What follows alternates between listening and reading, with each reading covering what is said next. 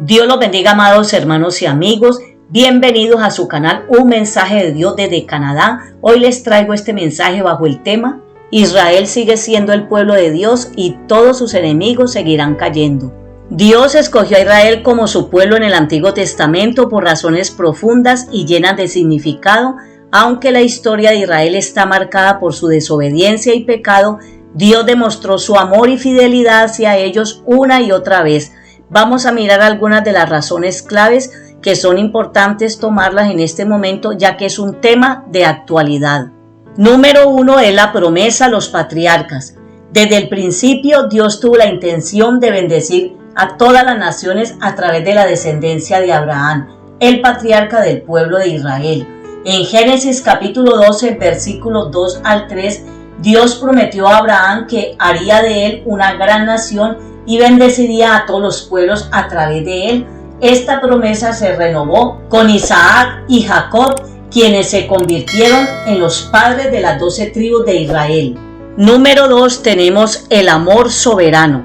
Dios escogió a Israel por puro amor y gracia. En Deuteronomio capítulo 7, versículos del 7 al 8, Moisés declaró que Dios no los eligió porque fueran más grandes o mejores que otros pueblos, sino simplemente porque Él los amaba. Este amor soberano es difícil de comprender para nuestras mentes finitas, pero revela la naturaleza indomable y excelso de nuestro Señor. Él escoge a pecadores para que busquen vivir para su gloria en gratitud y adoración. Y número 3, modelo de redención y fidelidad. Dios eligió a Israel para servir como un modelo de su amor redentor y fidelidad a su palabra.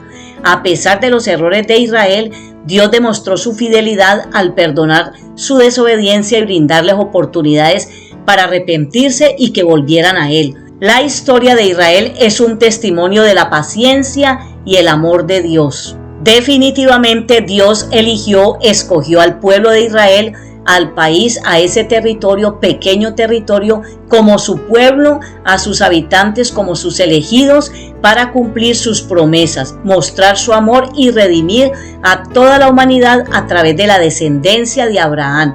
Su elección soberana nos recuerda que también somos escogidos por gracia para vivir para su gloria. Teniendo en cuenta todo ello, hasta el día de hoy, Israel sigue siendo el pueblo de Dios. Por eso es que todos sus enemigos, todos aquellos que se levantan contra Israel, seguirán cayendo. Lo estamos viendo en la actualidad. Todos aquellos que maldicen a Israel, que profieren palabras de maldición contra ese pueblo que es el pueblo de Dios, todos aquellos que bombardean esa nación y hacen cantidad de cosas, lo estamos viendo. Les ha caído el juicio de Dios encima, cumpliéndose así la palabra de Dios en Génesis capítulo 12, versículo 3, cuando dice: bendeciré a los que te bendijeren y a los que te maldijeren maldeciré. Unos años atrás vimos a un presidente de una nación latinoamericana maldecir desde sus entrañas al pueblo de Israel, pues lamentablemente un cáncer dentro de sus entrañas acabó con él. Y en esta semana, ¿qué ha sucedido? Que el presidente de Irán, que ha maldecido a Israel, que ha querido ver la derrota de ese pueblo, el exterminio de Israel, y ha hecho tantas cosas contra ese pequeñito país, lo vemos que ya hoy no está. Ha desaparecido de sobre la faz de la tierra. Falleció ya. Primero falleció él antes de ver la derrota de Israel, que es el pueblo de Dios. Como pueblo de Dios, pues jamás nos alegramos por la muerte de un ser humano, y más un alma como esa, que es un alma que se ha perdido. Ya que la salvación no es a través de ningún otro Dios, sino a través de Cristo, como dice la Escritura. En Hechos capítulo 4, versículo 12. Y en ningún otro hay salvación, porque no hay otro nombre bajo el cielo dado a los hombres en que podamos ser salvos. A Israel se le cumple la palabra que dice en Isaías 41:11. He aquí que todos los que se enojan contra ti serán avergonzados y confundidos. Serán como nada y perecerán los que contienden contigo. Ahí está la palabra en pleno cumplimiento en la actualidad. Y todas las naciones que atacan y rechazan a Israel están bajo maldición. Sus dirigentes políticos han sometido a esos pueblos, a todos esos habitantes de cada nación, bajo maldición. Por eso no es de extrañarse que los juicios de Dios lamentablemente los alcancen, porque la palabra es muy clara. Vuelvo y repito, Génesis capítulo 12, versículo 3 dice: bendeciré a los que te bendijeren y a los que te maldijeren maldeciré, y serán benditas en ti todas las familias de la tierra. En otras palabras, todo aquel que esté del lado de Israel, que esté del lado del pueblo de Dios, tendrá la bendición del Todopoderoso sobre su casa, sobre su vida, sobre su nación, etcétera, etcétera. Los enemigos de Israel han sido una parte significativa de su historia y Dios ha intervenido en numerosas ocasiones para proteger y liberar a su pueblo elegido. Así que no son casualidad nada de estas cosas que estamos viendo. Vamos a mirar por la palabra de Dios algunos ejemplos bíblicos de cómo Dios ha vencido a los enemigos de Israel. El primer ejemplo lo tenemos en Egipto y el Mar Rojo.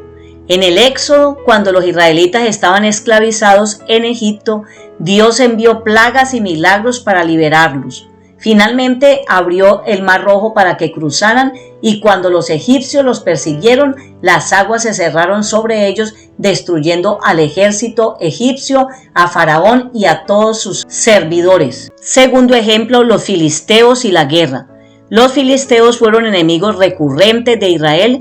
En el primer libro de Samuel, capítulo 13, los filisteos tenían el control de las armas y no permitían que los israelitas tuvieran herreros. Sin embargo, Dios intervino en la batalla y les dio la victoria. Recuerde que la guerra no es nuestra, la guerra es de Dios y Dios pelea por sus hijos, Dios pelea por su pueblo y cuanto más Dios pelea por el pueblo de Israel. Israel es la niña de los ojos de Dios.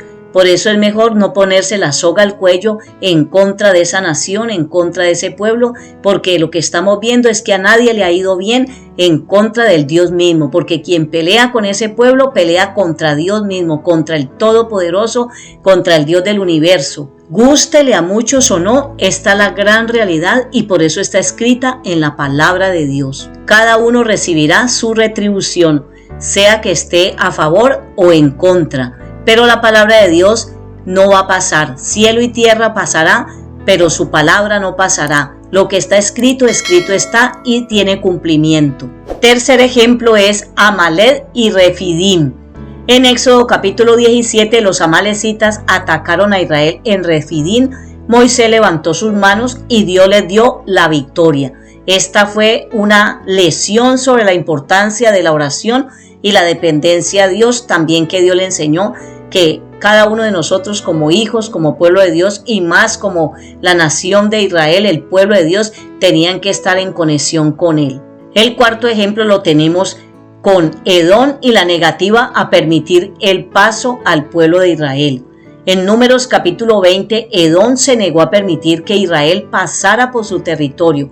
Aunque no hubo una batalla directa, Dios protegió a Israel y les mostró que Él estaba con ellos. Y en la actualidad Dios le está mostrando al mundo que el pueblo de Israel sigue siendo el pueblo de Dios y que Dios está con ellos y que todos sus enemigos y que todos aquellos que se levanten contra esa nación, contra ese pueblo escogido por Dios caerán. El quinto ejemplo lo tenemos con el rey de Basán, Og.